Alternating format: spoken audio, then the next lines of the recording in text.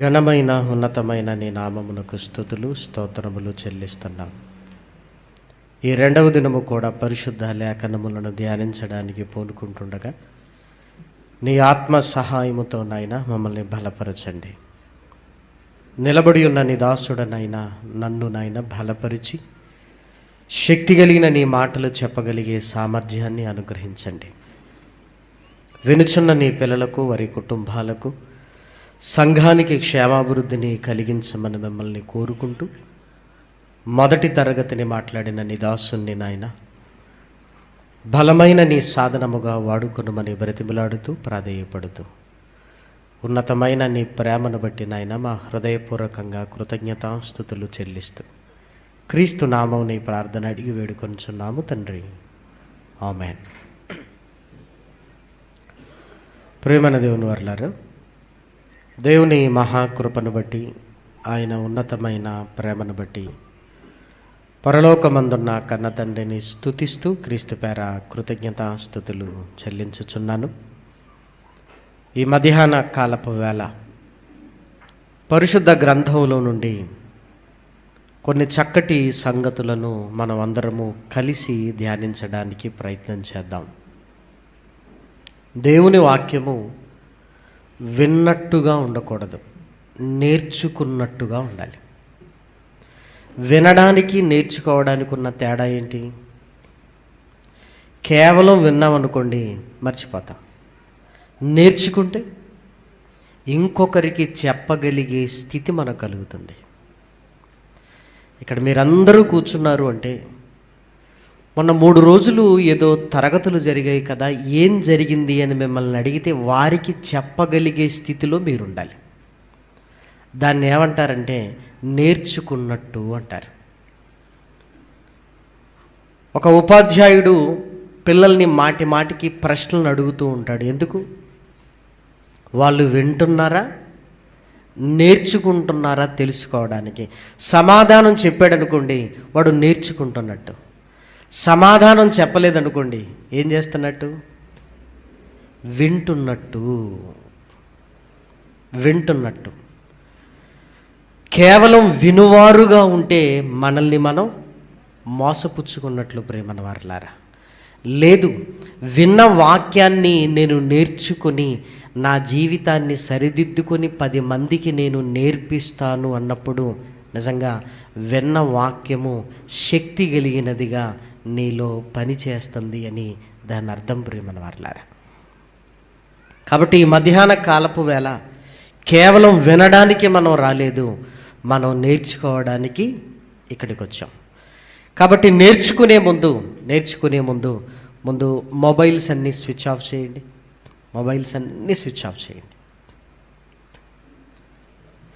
నేను కూడా చెక్ చేసుకుంటున్నాను, నేను స్విచ్ ఆఫ్ చేసేసాను. అందరూ మొబైల్స్ అన్నీ స్విచ్ ఆఫ్ చేయండి. పరిశుద్ధ గ్రంథాన్ని మీ చేతుల్లోనికి తీసుకోండి. పరిశుద్ధ గ్రంథాన్ని చూస్తూ మన మెదడుకు ఆలోచనలు మనం కలిగించాలి. వింటున్నదేంటి, అసలు ఏం చెబుతున్నారు, ఏం చెప్పబోతున్నారు, అసలు ఇందులో ఏముంది అని ఇన్ని ఆలోచనలు మన హృదయంలో మన మనస్సులో మెదులుతున్నప్పుడు వాక్యం అనేది చాలా బ్రహ్మాండంగా ఉంటుంది. వినాలి, నేర్చుకోవాలన్న ఆసక్తిని మనం కలిగి ఉంటాం. ఒక మంచి బిర్యానీ తీసుకుని వచ్చి మీ కళ్ళ ముందు పెట్టారనుకోండి, ఏం జరుగుతుందో తెలుసా? మనకు తెలియకుండానే నోట్లో నీళ్ళూరుతుంటాయి, అంటే తినాలనిపిస్తుంది అని అర్థం. అలాగే వాక్యాన్ని చూసినప్పుడు మన మనసులో అనేకమైన ఆలోచనలు వస్తుండాలి. అలా ఆలోచనలు వస్తున్నాయంటే మనకు ఆసక్తి ఉంది అని, మనం నేర్చుకోవటానికి ఇష్టపడుతున్నామని దాని అర్థం ప్రియమైన వారలారా. కాబట్టి ఈ మధ్యాహ్న కాలంలో లేఖనాలలోనికి వెళ్ళి రోమీలకు రాసిన పత్రిక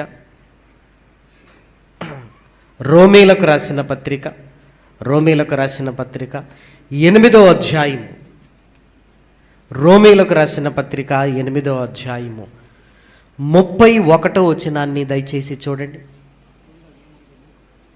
ఇట్లుండగా ఏమందుము, దేవుడు మన పక్షముగా ఉండగా మనకు విరోధి ఎవడు? అపోస్తులుడైన పౌలు గారు రోమీలకు లేఖను రాస్తూ యూదుల వల్ల అనేకమైన ఇబ్బందులు పడుతున్న రోమీలను బలపరుస్తూ ఈ లేఖను రాస్తున్నాడు. యూదులు ధర్మశాస్త్రాన్ని నమ్మేవారు, క్రైస్తవులు యేసుక్రీస్తును అనుసరించేవారు. పౌలు గారు ఎప్పుడైతే యేసుక్రీస్తును స్వరక్షకునిగా అంగీకరించి క్రీస్తు కొరకు పాటుపడుతున్నాడో, ఆయా ప్రాంతాలలో ఉంటున్న క్రీస్తును అనుసరిస్తున్న వారిని యూదులు ఇబ్బందుల పాలు చేస్తున్నారు. ఏమని? మోషే ధర్మశాస్త్రాన్ని పాటించాలి, అసలు క్రీస్తు ఎవరు? మోషే మనకు ముఖ్యమైన వాడు అని ఇబ్బందులు కలిగిస్తున్నప్పుడు వాళ్ళను ధైర్యపరచడానికి పౌలు గారు ఈ లేఖను రాస్తున్నాడు. ఈ లేఖలో ఏమని ప్రస్తావిస్తున్నాడంటే, ఇట్లుండగా నేనేం చెప్పాలి? దేవుడు మన పక్షముగా ఉండగా మనకు విరోధి ఎవడు అంటే అర్థం ఏంటి? ఎవరో ఒక పేరు చెప్పటమా? దేవుడు మన పక్షముగా ఉండగా మనకు విరోధి ఎవడు అంటే ఎవరు లేరు. ఎప్పుడు? దేవుడు మన పక్షాన ఉన్నప్పుడు మనకు విరోధి ఎవడు? అసలు విరోధన్నవాడు మనకు లేనే లేడు అంటున్నాడు. ప్రేమన వారలారా, నిజమే కదా? మనం ఎప్పుడు కూడా దేవుడు నా పక్షాన ఉన్నాడా లేదా అని ఆలోచించాలి తప్ప అసలు ఎదుటివారిని గురించి మనం ఆలోచించడానికి వీలు లేదు. శత్రువు ఎంత పెద్దవాడైనా, విరోధి ఏమంటే ఎంత పెద్దవాడైనా నిన్నేమీ చేయలేడు. విషయం ఏంటంటే అసలు వాడు నీకు విరోధి కానే కాడు. ధైర్యపరుస్తున్నాడు పౌలు గారు. దేవుడు మన పక్షముగా ఉండగా మనకు విరోధి ఎవడు? ఎవ్వడు లేడు. మనమే అప్పుడప్పుడు ఇదిగో వీళ్ళు నాకు విరోధులు, వాళ్ళు నాకు విరోధులు, వాళ్ళు నాకు విరోధులు అని మనం ఊహించుకుంటుంటాం. కానీ నువ్వు దేవునిలో ఉంటే, దేవుడు నీ పక్షాన ఉంటే నీకు విరోధన్నవాడు ఎవడు లేడు. ఇంత ఖచ్చితంగా పౌలు గారు మాట్లాడుతున్న ఈ మాటను మనం నమ్మగలగడానికి ఒక ఉదాహరణ చెప్తున్నాడు. చూడండి, క్రింది వచనంలోనే, తన సొంత కుమారుణ్ణి అనుగ్రహించుటకు వెనుక తీయక మనందరి కొరకు ఆయనను అప్పగించినవాడు, ఆయనతో పాటు సమస్తమును మనకు ఎందుకు అనుగ్రహింపడు? కొడుకునే ఇచ్చిన ఆయన నువ్వు అడిగింది ఇవ్వడా? యేసుక్రీస్తునే బలిగా మన కొరకు ఇచ్చిన ఆయన నువ్వు అడిగింది ఆయన ఎందుకు ఇవ్వడు? ఆయన ఇస్తాడు. ఆయనతో పాటు సమస్తమును ఆయన అనుగ్రహించగలిగిన సమర్థుడు దేవుడు అని మనతో కూడా ఆయన ఏం చెప్తున్నాడు అంటే, దేవుడు నీ పక్షాన ఉన్నాడో లేదో నువ్వు చెక్ చేసుకో. దేవుడు నా పక్షాన ఉన్నాడు అని నువ్వు అనుకుంటే నీకు విరోధన్నవాడు ఎవడు లేడు. ఏమంటే ఈ మాటల లోతుల్లోనికి వెళితే పౌలు గారు మాట్లాడుతున్న మాటలు ఎంత నిజమని చరిత్రలోనికి వెళితే ప్రేమన వారలారా చాలా ఆశ్చర్యపోతాం ప్రేమన వారలారా. ఎందుకంటే లేఖనాలలో ఇవన్నీ చరిత్రలో జరిగినవే దేవుడు మన కళ్ళ ముందు పెడుతుంటాడు. వాక్యములో ఉన్నదే జరుగుతుంది, జరిగిందే వాక్యముగా మన కళ్ళ ముందుకు వచ్చింది. ఎవరి జీవితంలో జరిగింది? ఎవరి జీవితంలో విరోధన్నవాడు లేకుండా పోయాడు? ఎవరి జీవితంలో దేవుడు వారి పక్షాన ఉన్నాడు అని లేఖనాలలోనికి మనం వెళ్ళగలిగితే, ఎస్తేరు గ్రంథము దయచేసి మీరు చూడండి. ఎస్తేరు గ్రంథము పరిశుద్ధ గ్రంథంలో వ్రాయబడిన చక్కటి మాటలు, ఎస్తేరు గ్రంథంలో వ్రాయబడిన చక్కటి మాటలను దయచేసి మీరు చూడండి. ఎస్తేరు గ్రంథము 6వ అధ్యాయము. ఎస్తేరు గ్రంథము 6వ అధ్యాయము. ఎస్తేరు గ్రంథము 6వ అధ్యాయము మొదటి వచనాన్ని దయచేసి మీరు చూడండి. ఎస్తేరు గ్రంథము 6వ అధ్యాయము మొదటి వచనం.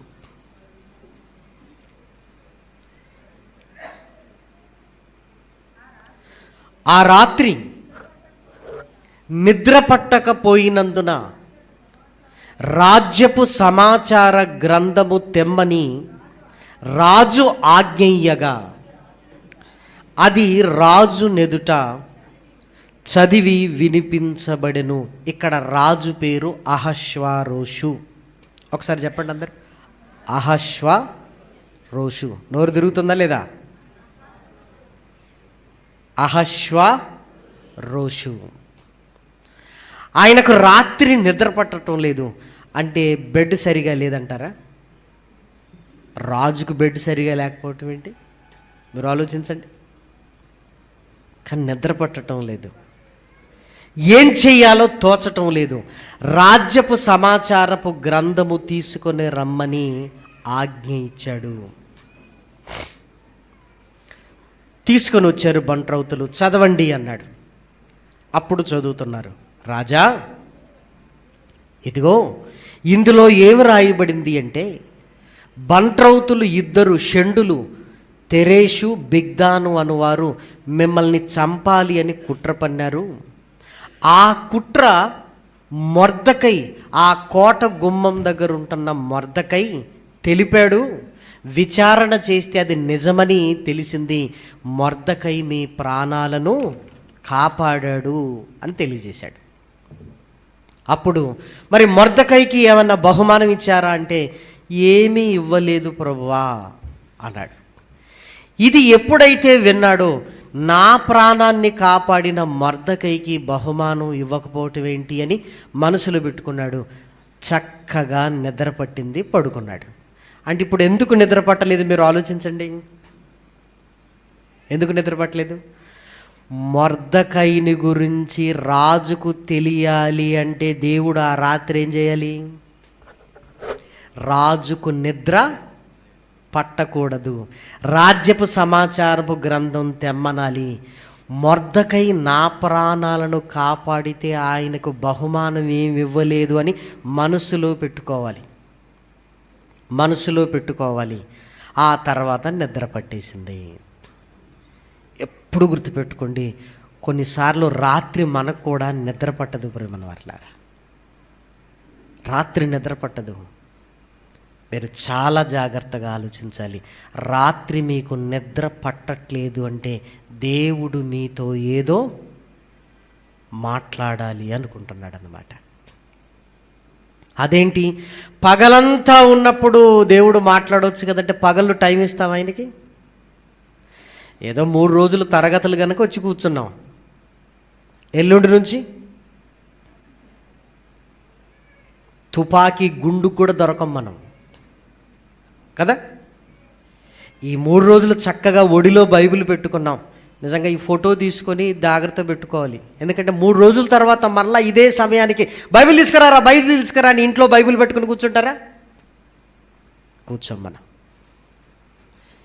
ఆడవాళ్ళకేమో ఇంటి పని, మగవాళ్ళకేమో ఊరు మీద పనులన్నీ వీళ్ళే. మరి దేవుడు ఎప్పుడు మాట్లాడాలి నీతో? అందరూ పడుకున్నారు, అందరితో పాటు నువ్వు కూడా పడుకుంటే నీతో ఎలా మాట్లాడాలి?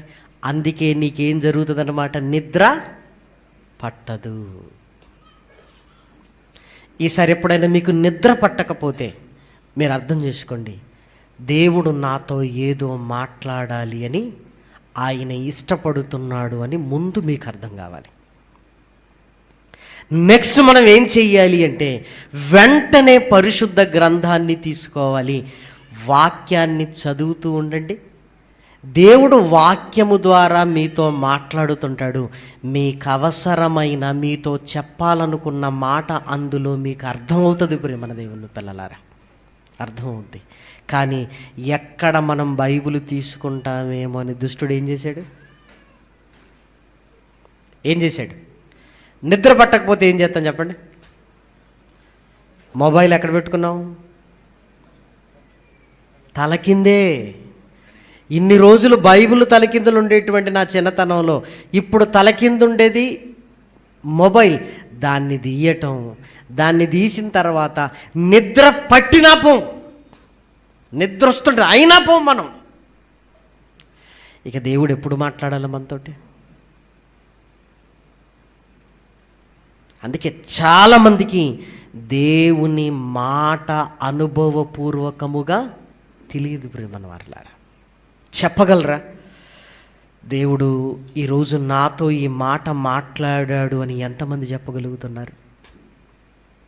ఆయన మాట ఎలా ఉంటుందో, ఆయన మాట హృదయంలో ఎంత ఆనందాన్ని కలిగిస్తుందో, ఆయన మాట హృదయంలో ఎంత పశ్చాత్తాపాన్ని పుట్టిస్తుందో, ఆయన మాట హృదయంలో ఎంత గందరగోళాన్ని సృష్టిస్తుందో ఈరోజు చాలామందికి తెలియదు ప్రియమైన వారలారా. ఆ అనుభవాలు లేవు ప్రియమైన వారలారా. కానీ రాత్రి నిద్ర పట్టట్లేదు అంటే దేవుడు ఏదో నీతో మాట్లాడాలి అనుకుంటున్నాడు. అప్పుడు బైబిల్ను నీ కళ్ళ ముందుకు తీసుకొనిరా, చదువుతూ ఉండు, చదువుతూ ఉండు, చదువుతూ ఉండు. అప్పటి వరకు ఏదో ఒక సమస్యతో నువ్వు ఉంటావు, దానికి సమాధానం అలా ఉంటుంది. అప్పటి వరకు ఏదో ఇబ్బందులతో నువ్వు ఉండుంటావు, దానికి సమాధానముగా దేవుడు వాక్యము చేత నీతో మాట్లాడుతుంటాడు.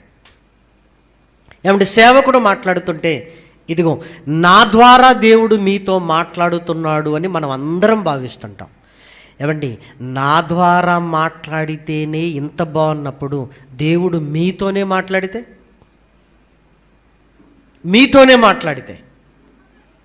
ఎంత బాగుంటుంది ప్రియమైన వారలారా. అందుకే ఎప్పుడు దేవా నాతో మాట్లాడు, నాతో. దేవుడు నీతోనే మాట్లాడగలిగిన సమర్థుడు ప్రేమన వారలారా. మరి మొర్దెకైను గురించిన ఆలోచన దేవుడు రాజులో ఎందుకు పెడుతున్నాడు అని జాగ్రత్తగా ఆలోచించగలిగితే మొర్దెకైని చంపడానికి హామాను రాజు దగ్గర పర్మిషన్ తీసుకోవడానికి రాబోతున్నాడు. అతని పేరు హామాను. మొర్దెకైని చంపడానికి రాజు దగ్గర పర్మిషన్ తీసుకోవడానికి వస్తున్నాడు. కాబట్టి రాజు ఒకవేళ మొర్దెకై తన ప్రాణాన్ని కాపాడాడన్న సంగతి తెలియకపోతే ఓకే అంటాడు.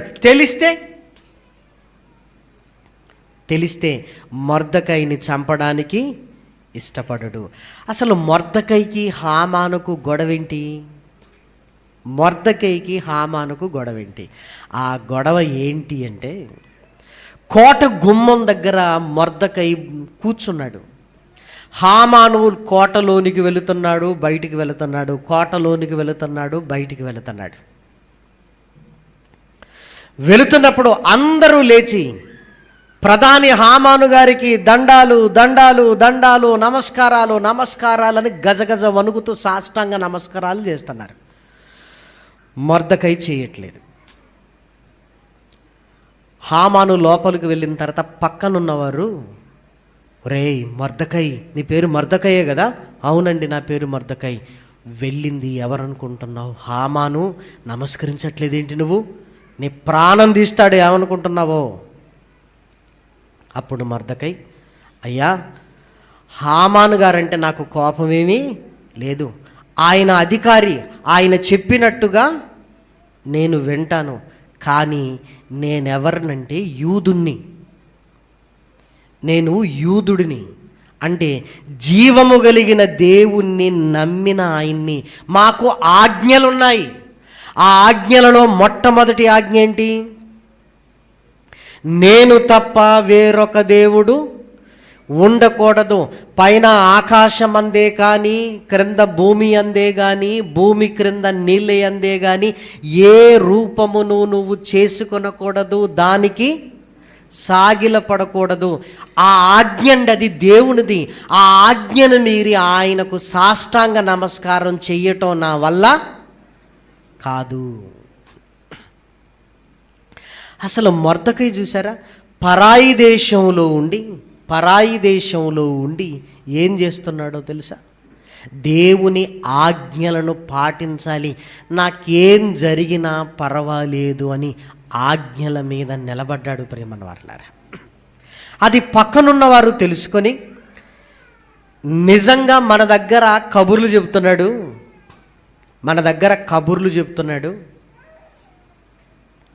నిజంగా నమస్కరించకుండా ఉంటాడా? ఈ విషయాన్ని మనం ఎవరితో చెబుతాం? హామానుకు చేరవేద్దామని హామానుకు చెప్పేశారు ప్రియమైన వారలారా. హామానుకు చెప్పేశారు. అప్పుడు హామాను, నాకు నమస్కారం చేయడా? ఈసారి చూస్తాను. అసలు నేను పట్టించుకోలేదు ఇన్ని రోజులు, వాడు నమస్కారం చేయట్లేదా నాకంటే. చేయట్లేదు హామాను గారు అంటే, ఈసారి గుర్రం మీద వస్తున్నాడు. ఆ గుర్రాన్ని నడిపే వాడితో చెప్పాడు, ఆ కోట గుమ్మం దగ్గర కొంచెం స్లోగా పోనీరా అన్నాడు. స్లోగా పోతుంది రథం. అప్పుడు అందరూ నమస్కారం చేస్తున్నారు, మొర్దకై మాత్రం నమస్కారం చేయట్లేదు. చాలామంది పిచ్చోళ్ళు ఉంటారండి. వాళ్ళకి ఏం చేయాలి? నమస్కారం పిచ్చోళ్ళు. కొంతమంది పాంప్లెంట్ల పిచ్చోళ్ళు, పేరు కనపడకపోతే వామ్మో ఇంకేమన్నా ఉందా, పేరు అక్కడ కనపడాల్సిందే. అదేమన్నా ఆధార్ కార్డా, అదేమన్నా ఇంకేదా, 3 రోజుల తర్వాత ఎక్కడుంటుందో మనకే తెలియదు, దాని మీద కనపడాలి. మళ్ళీ ఎలాంటి ఫోటో ఉండాలి? మళ్ళీ ఫోటో సైజ్ ఎంత ఉండాలి? ఏంద్రా స్టాంపు సైజ్ వేసావు, మరి ఎంత సైజ్ వేయాలి? ఇంకా పిచ్చి పోలేదండి చాలామందికి. ఏం పేర్లు, ఏం ఫోటోలు, ఏంటిదంతా? ఎప్పుడైనా మీకు చీ అనిపించదా? మీరు ఆలోచించండి. పరలోకానికి వెళ్ళాలనుకుంటున్న నాకు ఇక్కడ పేరు గోలేంటి, పాంప్లెట్ గోలేంటి, పదవుల గోలేంటి? మీరు ఆలోచించండి. ఇంకా వీటి కోసమే ఆశపడుతున్నామంటే వాక్యము నీ మనసుకు పట్టలేదు ప్రేమన్న వారలారా. వాక్యం మనసుకు పట్టినోడు వాడు చాలా గొప్పగా ఉంటాడు. వీటన్నిటిని ఎప్పుడూ పట్టించుకోడు ప్రేమన్న దేవుని పిల్లలారా. మొర్దకై అలానే కూర్చున్నాడు. హామానుకు కోపం పెరిగిపోయింది. వెళ్ళేటప్పుడు పెట్టలేదు, వచ్చేటప్పుడు చూద్దాం అనుకున్నాడు. మరలా స్లోగా పోనీరా అన్నాడు. స్లోగా వస్తుంది. అందరూ హామాను గారు దండాలు బాబోయ్, దండాలు దండాలు దండాలు అంటున్నాడు. మొర్దకై మాత్రం కాముగా కూర్చున్నాడు. అప్పుడు అనుకున్నాడు, వీడు డేంజర్ గాడు ఉన్నట్టున్నాడు, వీడు చాలా డేంజర్ గాడు ఉన్నట్టున్నాడు. ఇంటికి వెళ్ళాడు. ఇంటికి వెళ్ళగానే భార్య, రండి అలిసిపోయినట్టున్నారు మీరు ఈరోజు, రండి అంటే కానీ ఏం అలిసిపోవటం లేదు కదా, అందరూ నమస్కారం చేస్తున్నారు కనుక ఒక్కడు నాకేం చేయట్లేదు. నమస్తే పెడితే వాడికి ఏమవుతుంది? వీడికి బాధ అయిపోయింది. వాడు ఒక్కసారి నమస్తే పెడితే ఏమవుతుంది, నేను ఏమన్నా అంటనా? వీడికి ఎక్కువ బాధ అయిపోతుంది. చూసారా? అసలు వాడెంత, నేనెంత, కోట గుమ్మం దగ్గర బూడిదలో కూర్చున్నాడు, వాడితో నాకేంటి, రాజు దగ్గర ఉండేవాడిని నేనని పట్టించుకోకుండా ఉంటే సమస్యే లేదు. పట్టించుకున్నాడు గనక కనీసం నాకు నమస్కారం చేయటం లేదని భార్యతో, స్నేహితులతో మాట్లాడాడు. మాట్లాడగానే వాళ్ళు ఏం సలహా ఇస్తున్నారంటే, ఏముంది వాడు, నువ్వు ఈసారి రాజు దగ్గరికి వెళ్ళేటప్పుడు ఆ మొర్దకైని చంపేస్తానని రాజును అడుగు, ఒక ఉరికొయ్య తయారు చేయి, ఆ ఉరికొయ్య మీద ఉరిది. ఇప్పుడు ఆలోచించాడు, నిజమే, రాజుకు నేనెంతంటే అంతే. రాజు దగ్గరికి వెళ్ళాడు. రాజా, ఒక జనాంగం ఉంది, బానిసలుగా మన దేశానికి వచ్చారు వాళ్ళు ఇదిగో నాకు కాదు నీకు కూడా ఏం చేయరు. ఇప్పుడు వీని గోల వీడిది. రాజుకు ఆ ఆలోచన వచ్చిందా? ఇప్పుడు ఎవరికి దూరుతున్నాడు రాజు? వాళ్ళు నీకు కూడా నమస్కారం చేయరు. వాళ్ళు ఉండటం అంత మంచిది కాదు. వాళ్ళు ఎవరంటే యూదులు, వాళ్ళందరినీ చంపేద్దాం అనుకుంటున్నాను రాజా అన్నాడు. అప్పుడు రాజు, నీకు ఏది ఇష్టమైతే అది చెయ్యి అని ఉంగరం తీసి వాడి చేతిలో పెట్టాడు. అప్పుడు తాకీదులు అన్ని సంస్థానాలలోనికి రాయించాడు. పలాని దినమున ఇదిగో యూదుల్ని చంపి వాళ్ళ సొత్తును మీరేం చేయండి, దోచేసుకోండి అని అన్ని సంస్థానాలకు అన్ని భాషలకు లేఖలు రాసి గుర్రాల మీద పంపించేశాడు. ఇక ఆ దినము కొరకు ఏం చేస్తున్నాడు, ఎదురు చూస్తున్నాడు. ఈలోపు మొర్దెకై పని పడదాం ఉండు అని రాజు దగ్గరికి వెళుతున్నాడు. ఏమని, మొర్దెకైని ఉరి తీయమని అడగడానికి. ఇప్పుడు ఏం జరిగిందో మనం చూద్దాం. ముందు కొన్ని వచనాలను చదువుకొని ముందుకు వెళదాం. దయచేసి మీరు చూడండి. ఎస్తేరు గ్రంథము 3వ అధ్యాయము, ఎస్తేరు గ్రంథము 3వ అధ్యాయము 1వ వచనము నుంచి.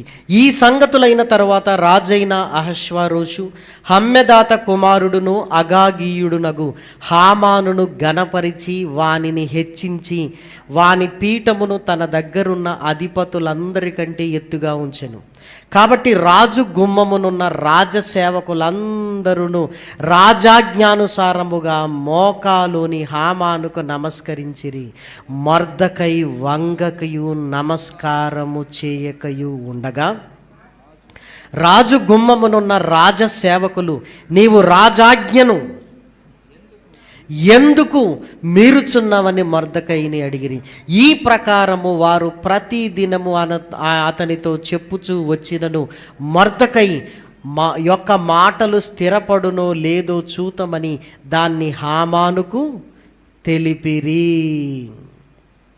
అప్పుడు 5, మొర్దెకై వంగకయు నమస్కరింపకయు ఉండుట హామాను చూచినప్పుడు బహుగా కోపగించి మొర్దెకై ప్రాణము మాత్రము తీయుట స్వల్ప కార్యమని ఎంచి మొర్దెకై యొక్క జనులు ఎవరైనది తెలుసుకొని అహష్వేరోషు యొక్క రాజ్యమంతట నుండి మొర్దెకై స్వజనులకు యూదులందరినీ సంహరించుటకు ఆలోచించెను. వీడంతా వీని జనాంగాన్నంతా చంపుతాను, నా గురించి వీడికి తెలియదు. ఇప్పుడు మొర్దెకైకి విరోధి ఎవరు, హామాను. కానీ హామాను దేవునిలో ఉన్నాడు. ఆజ్ఞను పాటించడానికి ప్రాణాల మీదికి తెచ్చుకున్న ప్రాణం పోయినా నేను దేవుని ఆజ్ఞను మీరలేను. మా పితరులు ఆయన ఆజ్ఞలను మీరే ఇదిగో బానిసలుగా ఈ దేశానికి వచ్చారు. ఇక్కడ కూడా ఆయన ఆజ్ఞలు మీరితే మేమేమైపోతామో మాకే తెలియదు. ఏం జరిగినా నేను ఆజ్ఞను మీరను. అంటే దేవుడు ఎవరి పక్షాన ఉంటాడంటే తన ఆజ్ఞలను ఎవరైతే పాటిస్తారో వారి పక్షాన దేవుడు ఉంటాడు. ప్రేమన వారలారా, ఆజ్ఞలను మీరితే దేవుడు వారి పక్షాన ఉండడు. ప్రేమన వారలారా, కాబట్టి మొర్దెకైని చంపడానికి వస్తున్నాడు. ఆ రాత్రి రాజుకి ఏం జరిగింది, నిద్ర పట్టలేదు. దేవుడు ఏం చేస్తున్నాడో చూసారా, రాజ్యపు సమాచారము గ్రంథం తీయండి అన్నాడు, చదవండి అన్నాడు. ప్రభువా, మొర్దెకై మీ ప్రాణాలను కాపాడాడు. మొర్దెకై మీ ప్రాణాలను కాపాడాడు. మనసులో పెట్టుకున్నాడు. ఇప్పుడు 6వ అధ్యాయంలోనికి మనం చూడగలిగితే 6వ అధ్యాయంలో ఏం జరుగుతుందో చూడండి. 6వ అధ్యాయము 4వ వచనం నుండి. అప్పుడు ఆవరణములో ఎవరో ఉన్నారని రాజు చెప్పెను. అప్పటికి హామాను తాను చేయించిన ఉరికొయ్య మీద మొర్దెకైని ఉరి తీయింప సెలవిమ్మని రాజుతో మనవి చేయుటకై రాజనగరి యొక్క ఆవరణములోనికి వచ్చి ఉండెను. రాజసేవకులు, ఏలినవాడా చిత్తగించుము, హామాను ఆవరణములో నిలవబడి ఉన్నాడని రాజుతో చెప్పగా అతన్ని రానీయుడని సెలవిచ్చినందున హామాను లోపలికి వచ్చెను. ఎవరో నిలబడ్డారేంటి అంటే, హామాను ప్రభువా రమ్మనండి అని. ఎందుకు వచ్చాడు? ఉరికొయ్య మీద మొర్దెకైని చంపదామని అడగడానికి వచ్చాడు.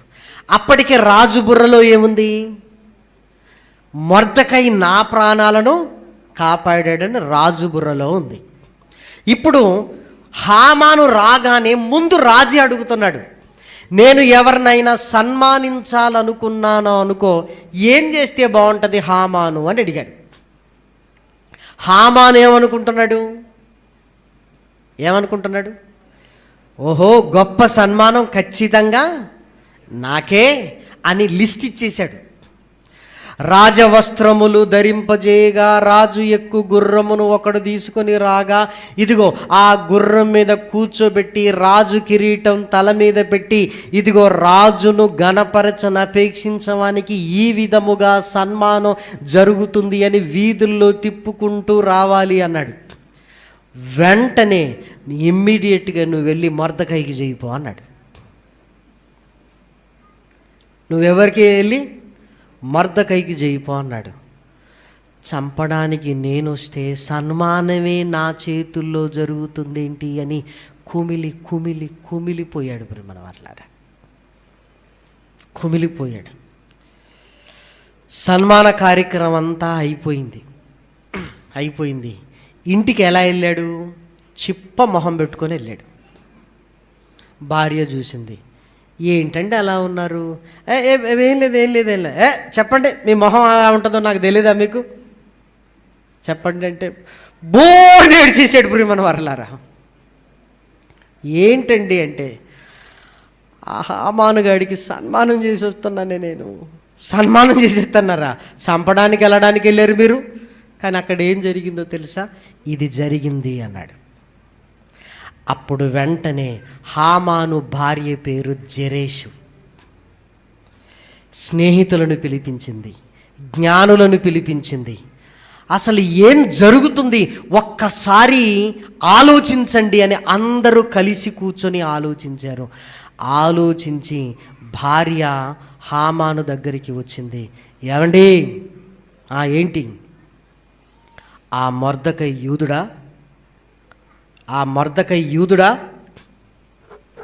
అవును, యూదుడే. ఎంత పొరపాటు చేశారండి మీరు. నాకు ముందు చెప్పినా బాగుండు. ఆ యూదుడన్న సంగతి నాకు తెలియక మేము సలహా ఇచ్చాము, నీకు ఉరికొయ్యదీసి నువ్వు వెళ్ళిపో అని. కానీ అతను యూదుడైతే అతని మీద నీకు జయము కలగదు.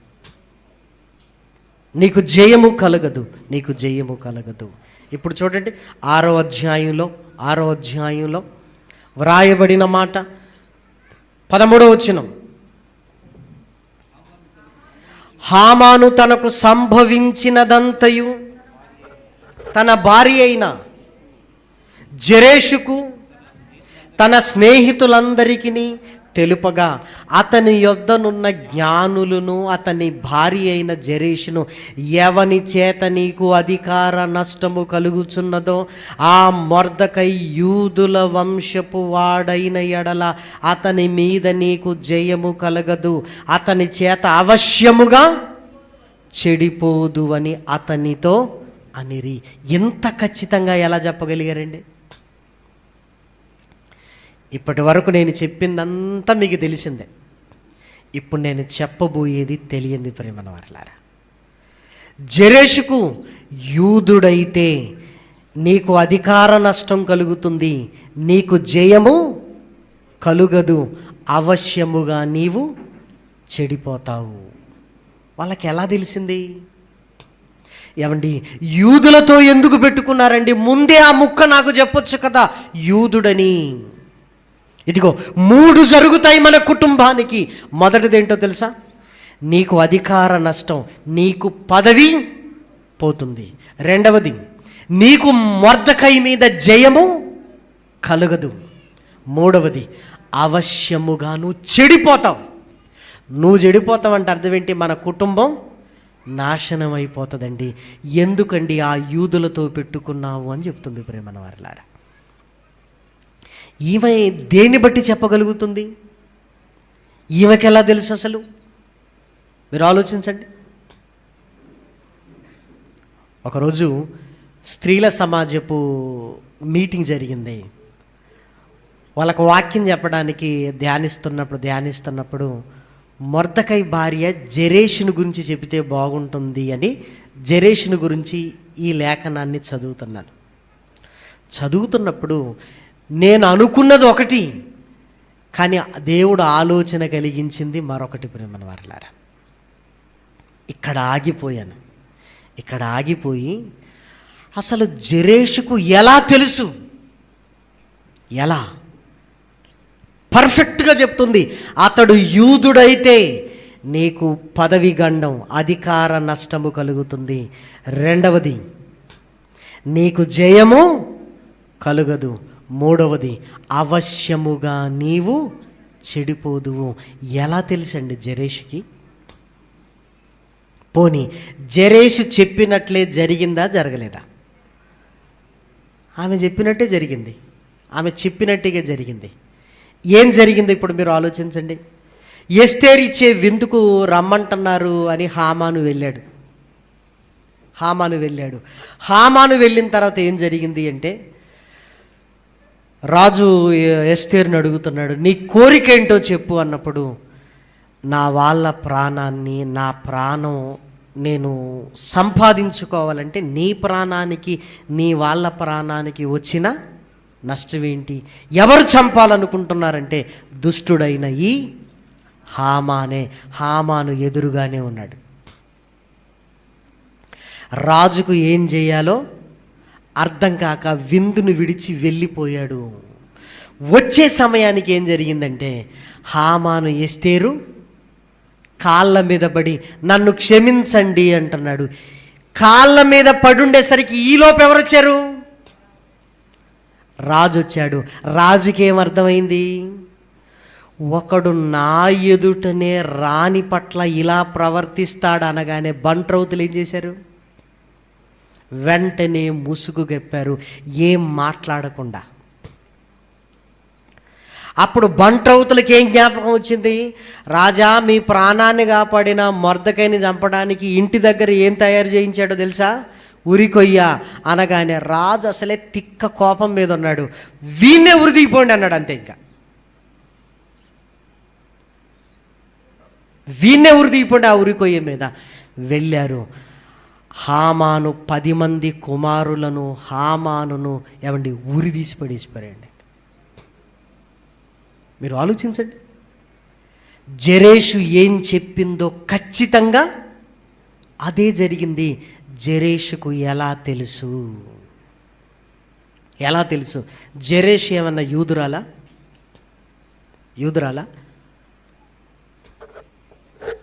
కాదు కదా. మరి జెరెషుకు ఎలా తెలిసింది అని చక్కగా లేఖనాలను మనం ధ్యానించగలిగితే, నువ్వు నేను దేవునిలో ఉంటే, దేవుడు మన పక్షముగా ఉంటే మనకు విరోధన్నవాడు ఎవ్వడు లేడు. ప్రేమలారా, అందరూ ఒకరి తర్వాత ఒకరు వెళ్ళిపోవలసిన వారే. నీ కళ్ళ ముందే మనమేదో వాళ్ళని ఏమీ చేయాల్సిన అవసరత లేనే లేదు. పరిశుద్ధ గ్రంథంలో దుష్టుడు ఎవరు తరమకుండానే పారిపోతాడు. నువ్వేం చేయవలసిన అవసరత లేదు. నువ్వు దేవునిలో ఉండు. దేవుడు నీ పక్షముగా ఉండగా నీకు విరోధన్నవాడు లేకుండా చేసే బాధ్యత ఆయనది. ప్రేమన వారలారా, మీరు ఆలోచించండి.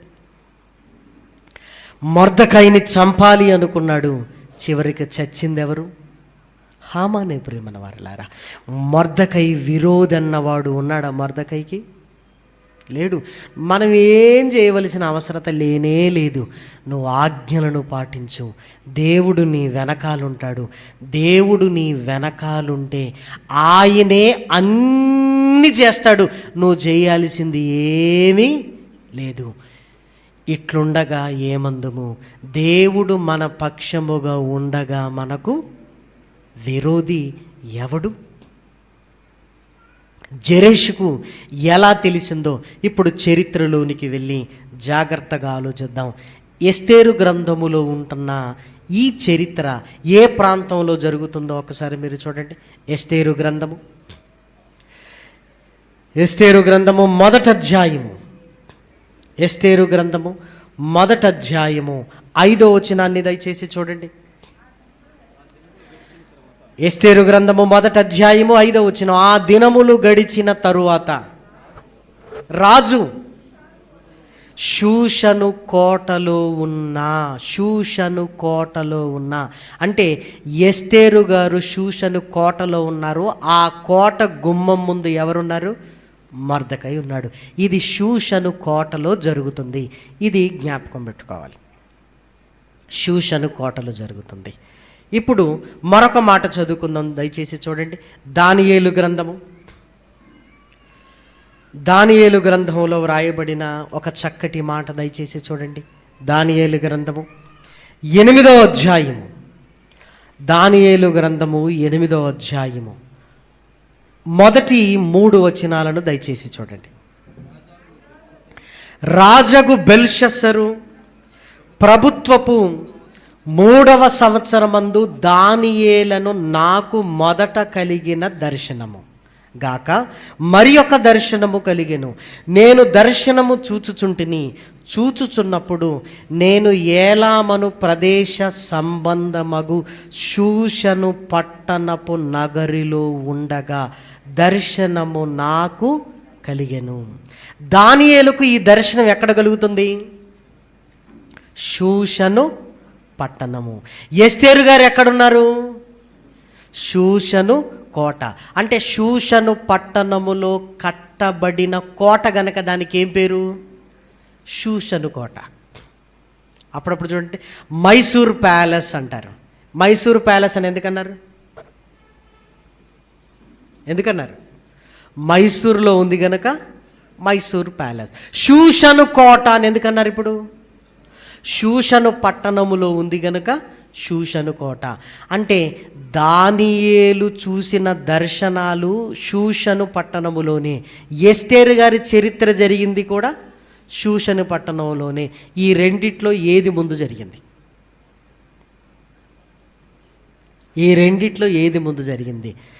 ముందు దానియేలుది జరిగిందా లేదా ఎస్తేరు జరిగిందా? ఎస్తేరు జరిగిన తర్వాత దానియేలు జరిగిందా? దానియేలు జరిగిన తర్వాత ఎస్తేరు జరిగిందా? రేపు తెలుసుకుందాం. మరి బుర్రకు పదును పెట్టండి. ఏది ముందు జరిగింది?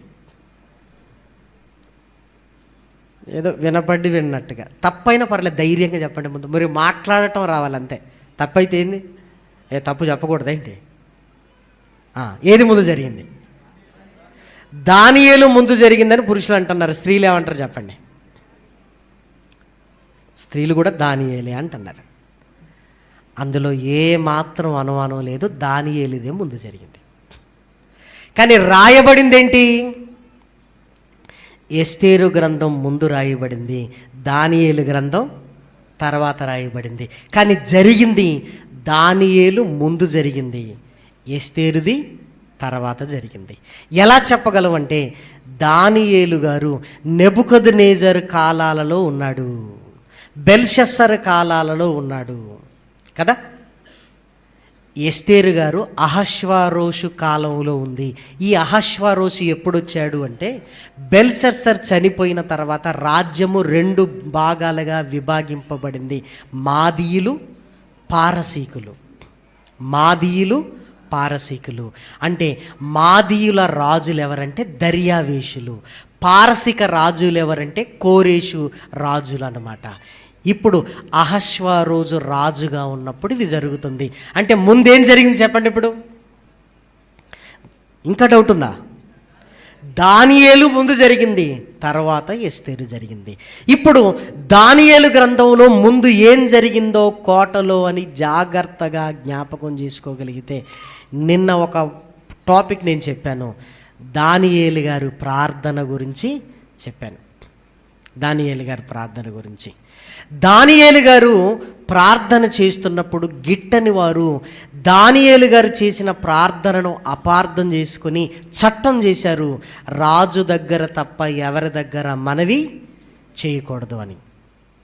కానీ యథావిధిగా ప్రార్థన చేశారు. వెంటనే ఆయనను సింహాల బోనులో వేశారు.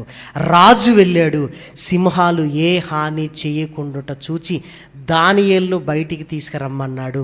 దానియేలు మీద కుట్ర పన్నిన వారిని అందరినీ ఎక్కడేమన్నాడు? సింహాల బోనులు ఏమన్నారు? ఒక్కసారి అది చూసి ముందుకెళ్దాం.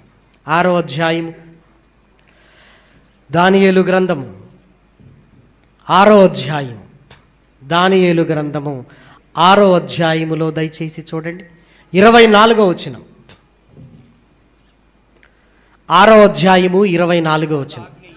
రాజు ఆజ్ఞయ్యగా దానియేలు మీద నింద మోపిన ఆ మనుష్యులను వారు తోడుకొని వచ్చి సింహముల గుహలో పడద్రోసిరి.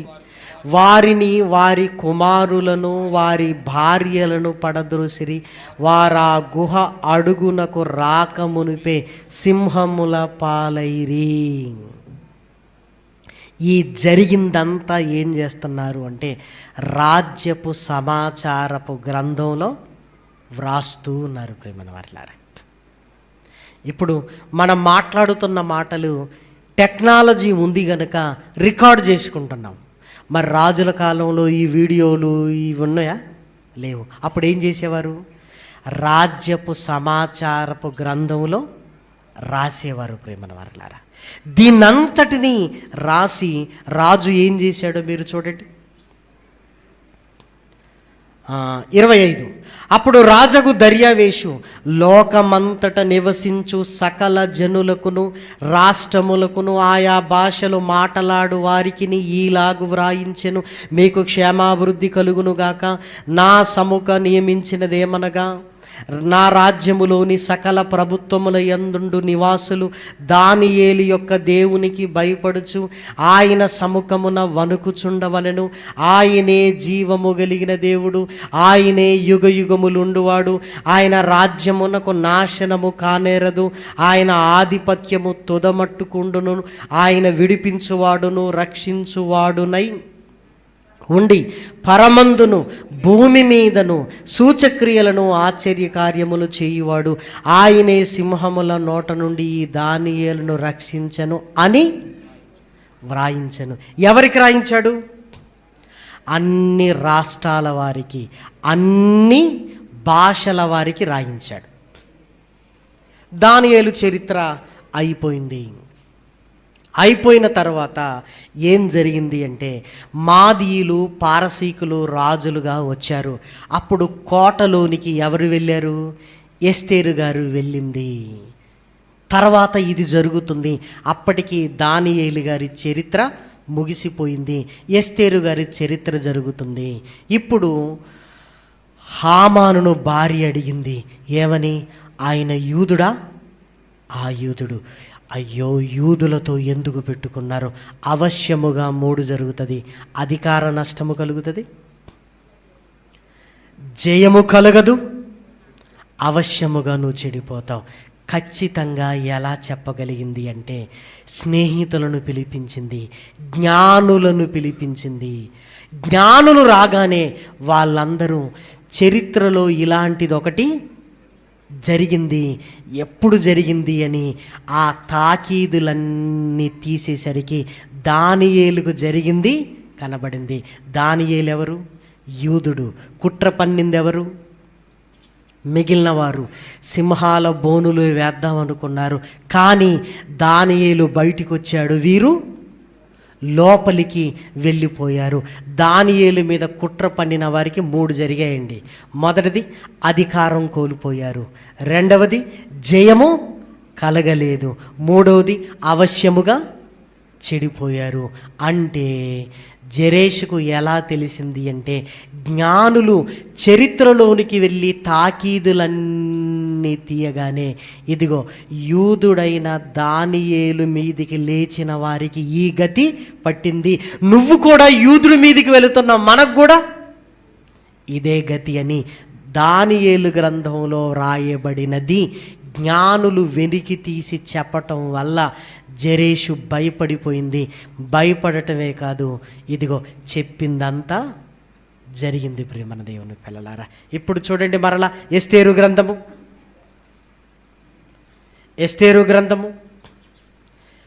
6వ అధ్యాయము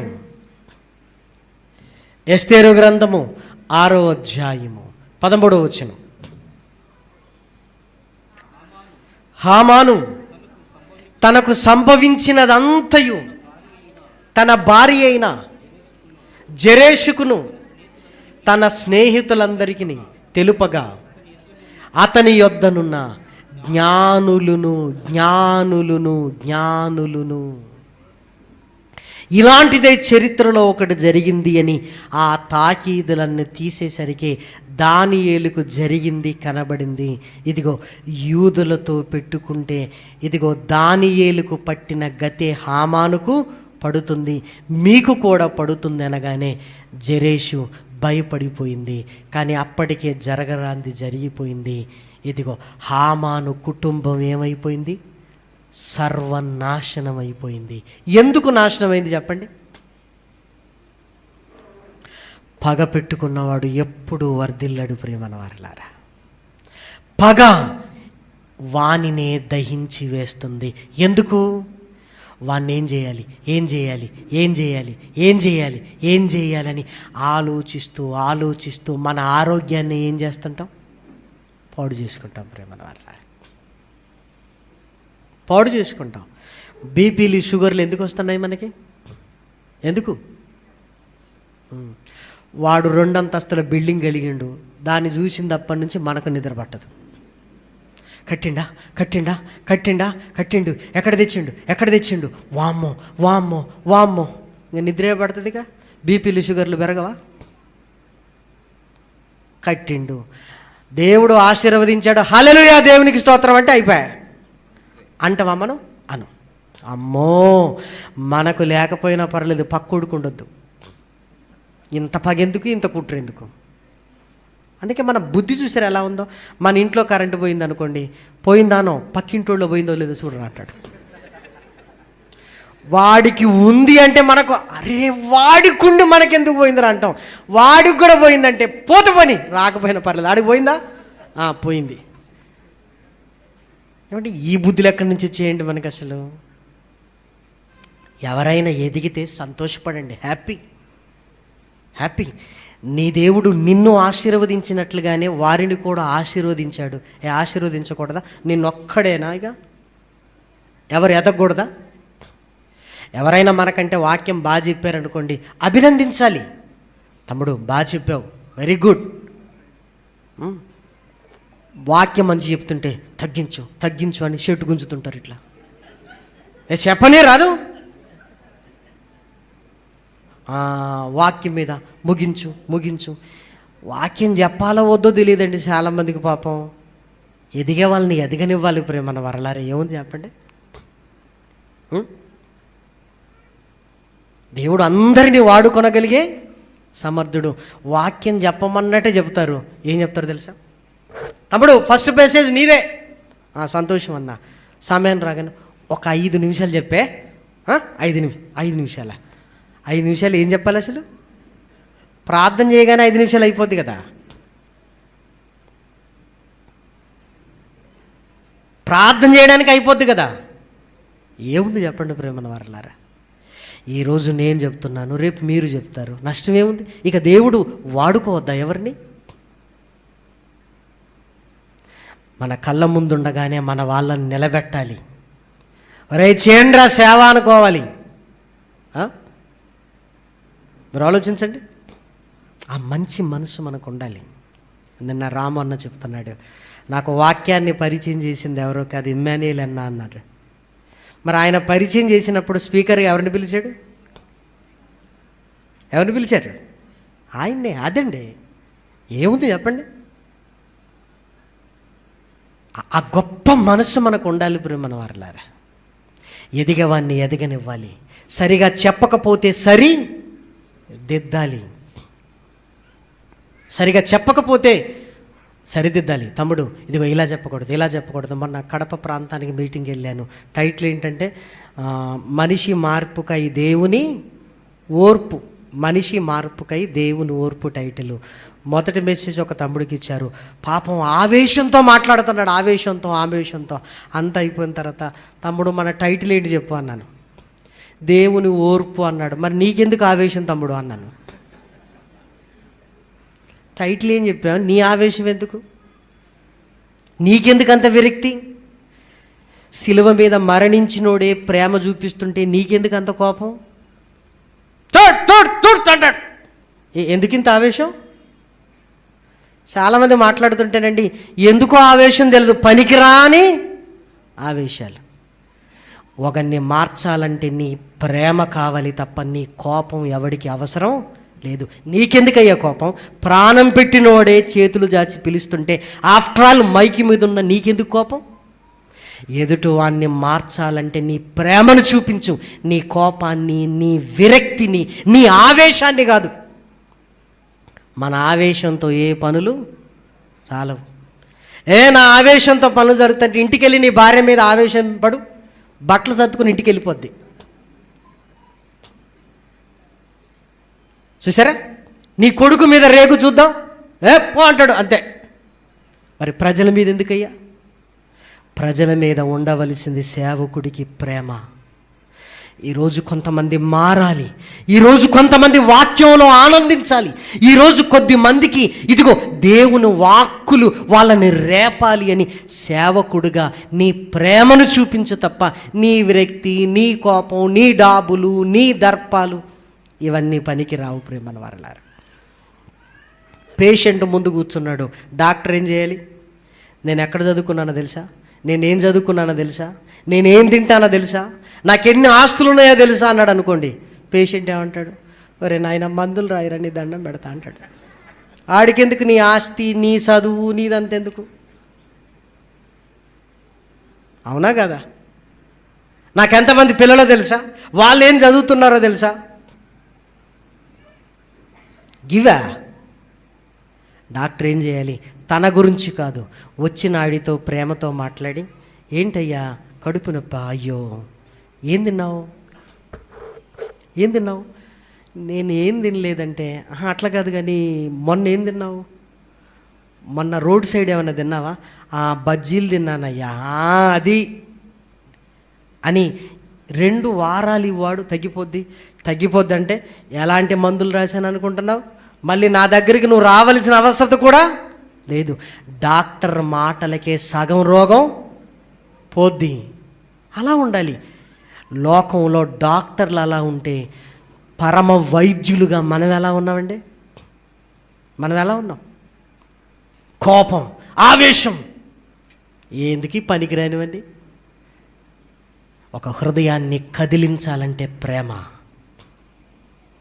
ప్రేమతోనే కదిలించగలం ప్రేమన వారలారా. ప్రేమ లేనిది ఏమీ చేయలేం ప్రేమన వారలారా కదా. జెరేషు జ్ఞానులను ఆశ్రయించింది, ఇదిగో ఇది జరిగిపోతుంది అని నమ్మేసింది.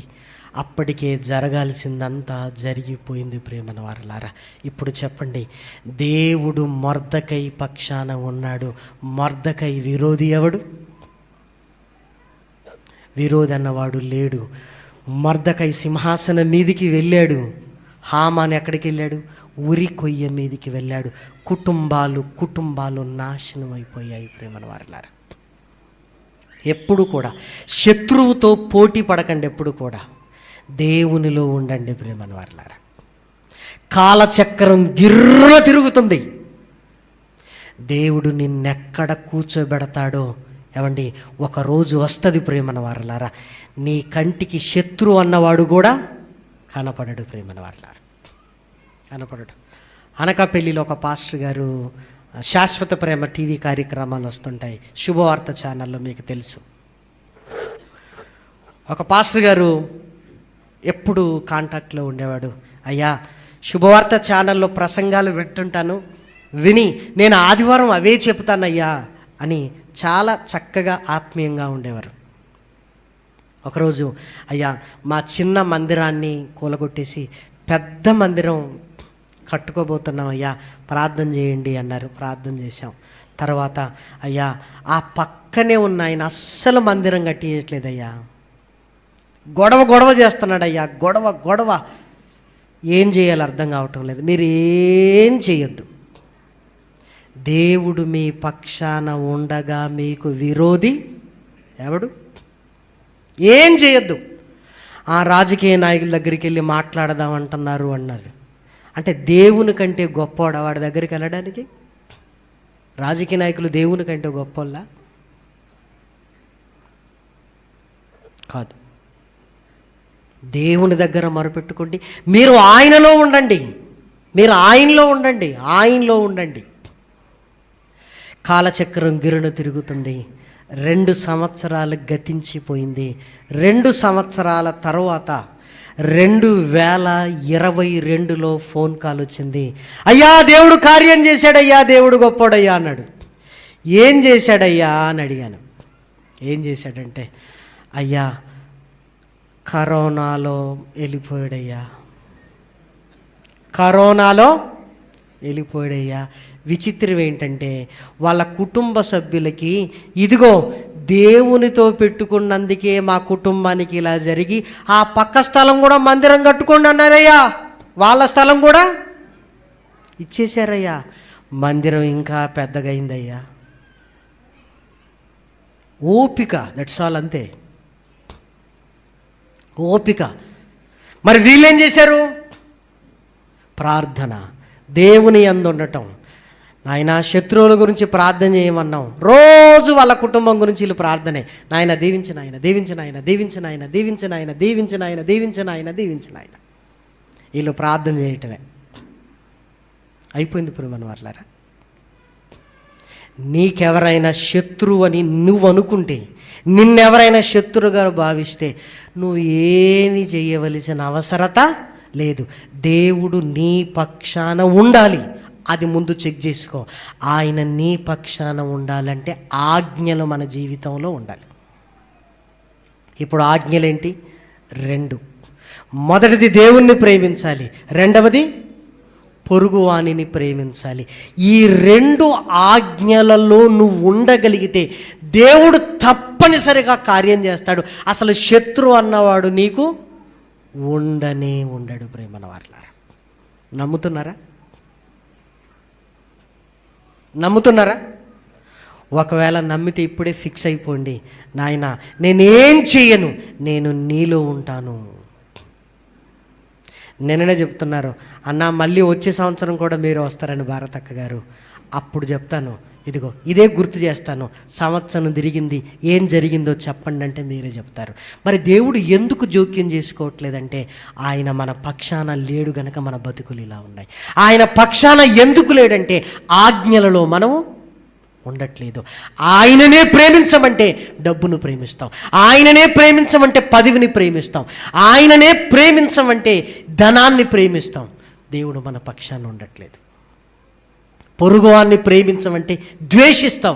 ఇక మన పక్షాన్ని ఎందుకుంటాడు ఆయన? మన పక్షాన్ని ఎందుకుంటాడు చెప్పండి ప్రేమన దేవుని పిల్లలారా.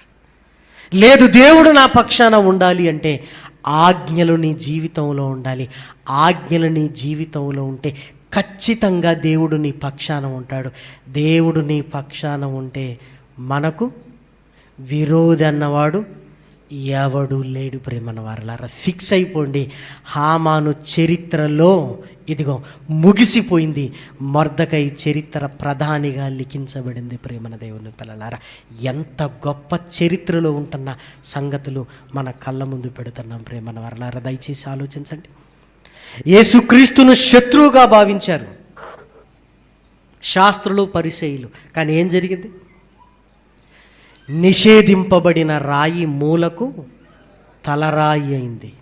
మూలకు తలరాయి అయింది. ప్రేమన వారలారా, నిషేధింపబడిన రాయి మూలకు తలరాయి ఎలా అయిందో తెలుసా? రక్షణ పొందాలంటేనే ఆయన నామములో. లేఖనాలలో చూస్తారా? అపోస్తుల కార్యములు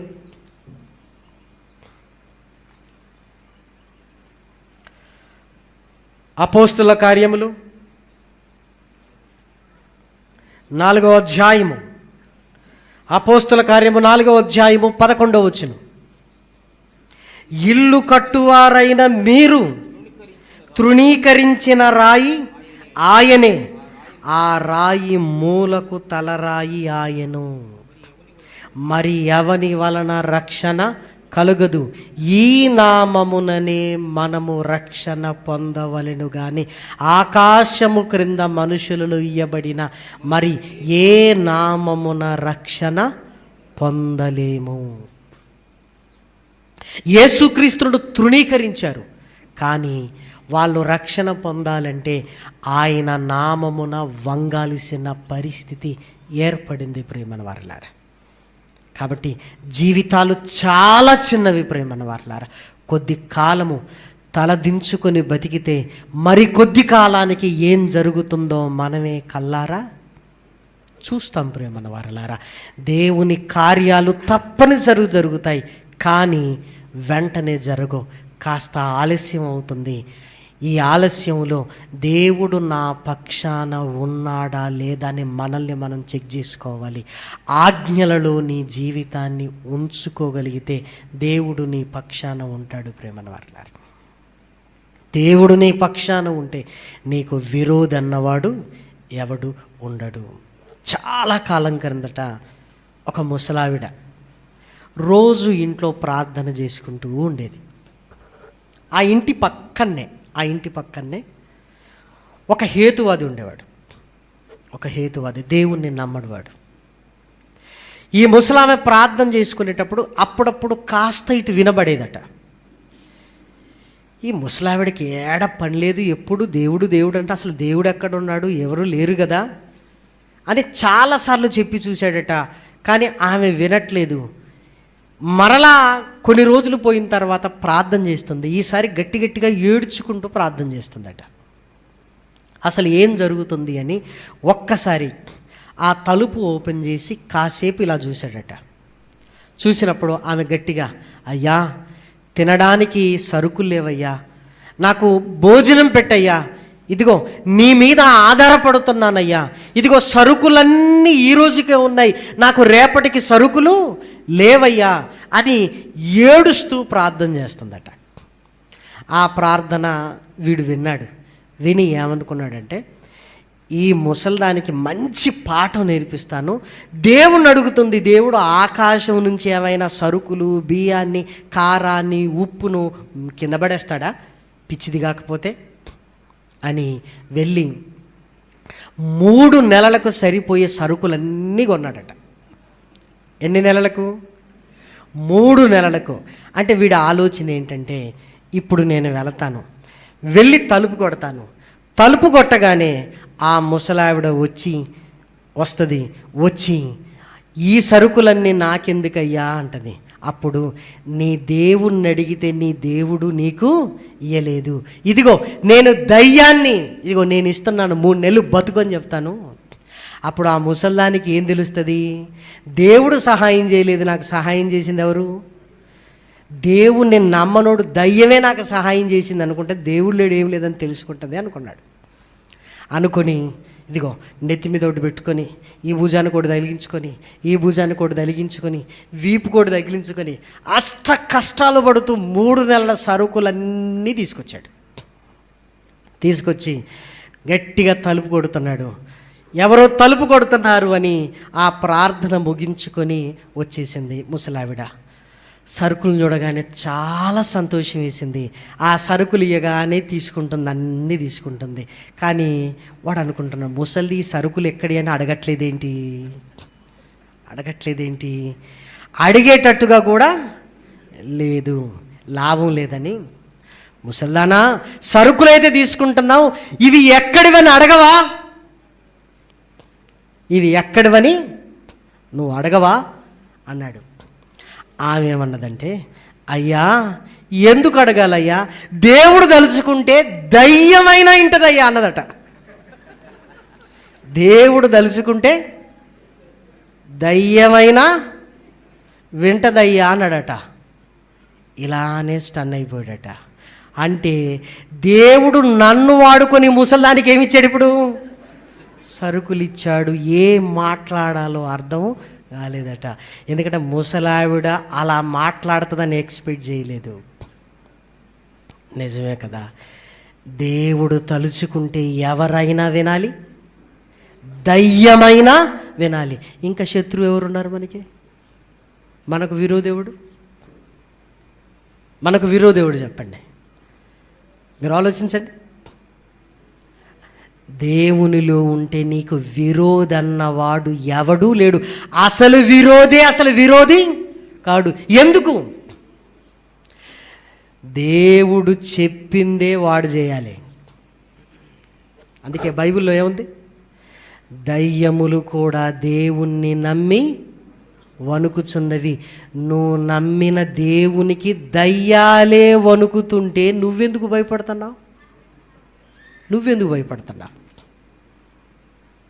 భయపడే వీలు లేనే లేదు ప్రియమైన వారలారా.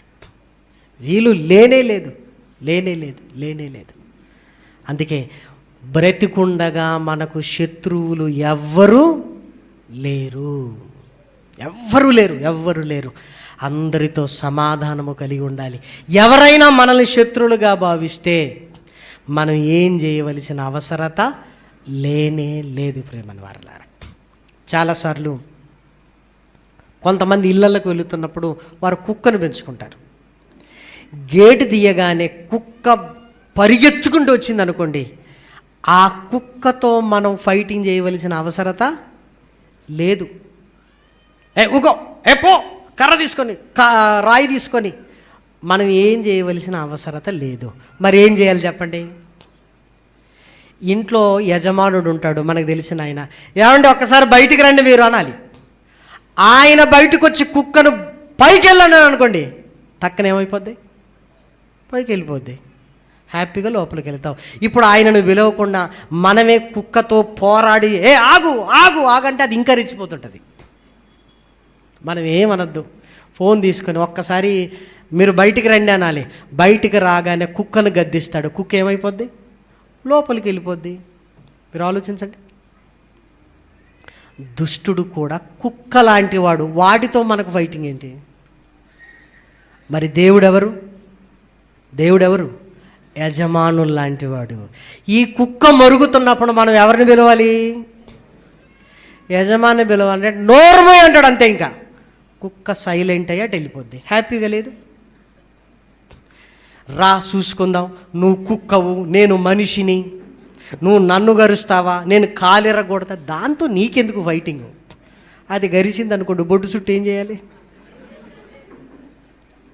అవసరమా మనకింత? అందుకే ఎక్కడైనా ఎవరింటైనా కుక్క ఉంటే దాంతో ఫైటింగ్ పెట్టుకోకండి. ఎవరిని పిలవాలి? లోపల ఉన్నోళ్ళు పిలిస్తే వాళ్ళు దాన్ని చూసుకుంటారు, మనం హ్యాపీగా లోపలికి వెళ్తాం.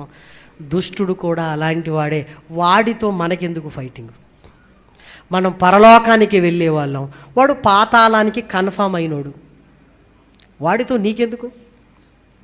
తట్టుకోలేకపోతున్నాను బ్రదర్, అది కాదు బ్రదర్, ఇది కాదు బ్రదర్ అంటే, బ్రదర్ అని ఈ వాణ్ణి మనసులో పెట్టుకోకు.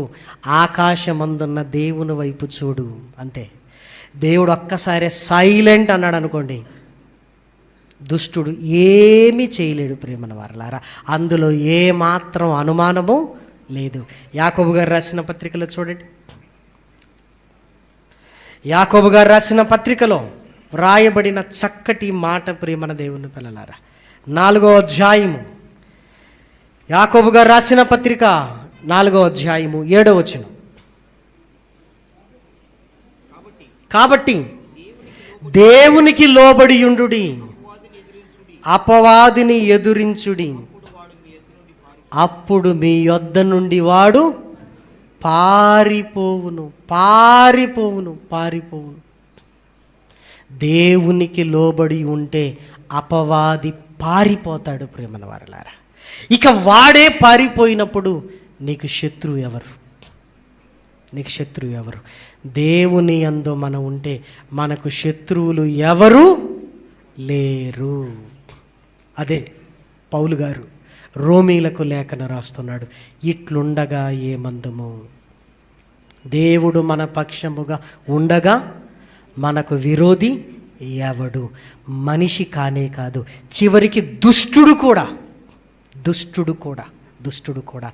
దేవునికి మాట వింటాడు. కాబట్టి నువ్వు దేవునికి లోబడి ఉంటే చాలు. దేవుడే అన్ని కార్యాలు మన జీవితంలో జరిగించగలిగే సమర్థుడు ప్రేమన వారలారా. ప్రార్థన చేసుకుందాం. మహాకృపయు కనికరము కలిగిన మా కన్న తండ్రి, ఘనమైన ఉన్నతమైన నీ నామమునకు స్తుతులు స్తోత్రములు నాయన. విన్న మాటలు నాయన నీ పిల్లల హృదయంలో ఫలింపజేయండి. నీ వాక్యానికి లోబడుతూనైనా, సహనముతోనైనా, పరీక్షలలోనైనా నిలబడగలిగే భాగ్యాన్ని అనుగ్రహించండి. చాలా కాలం తర్వాత నాయన మరలా నీ పిల్లలందరినీ చూడటం నాయన, ఈ సంతోషాన్ని నాయన నీ సేవకుడిగా నాకు కలిగించినందుకు నాయన హృదయపూర్వకంగా మీకు కృతజ్ఞతాస్తుతులు చెల్లిస్తూ తండ్రి, స్థానిక సంఘాన్ని నాయన, సంఘ కాపరి గారిని, సంఘ సభ్యులను నాయన బలపరిచి ముందుకు తీసుకొని వెళ్ళండి. మాకు తెలిసి మాకు తెలియక నాయన సేవ చేస్తున్న ఈ పరిసర ప్రాంతాలలో ఉన్న నీ సేవకులందరినీ వాడుకోండి. మమ్మల్ని శత్రువులుగా భావిస్తున్న వారిని దీవించండి. మమ్మల్ని నిందిస్తున్న వారిని చల్లగా, వారిని వారి కుటుంబాలను కాచి కాపాడండి. విత్తబడిన వాక్యం నీ పిల్లల హృదయాలలో ఫలింపు చేయండి తండ్రి. సాయంకాలపు సభలో కూడా ఉన్నతమైన మాటలతోనైనా మా హృదయాలను రేపమని మిమ్మల్ని కోరుకుంటూ క్రీస్తు నామం నీ ప్రార్థన అడిగి వేడుకొనుచున్నాము తండ్రి. ఆమేన్.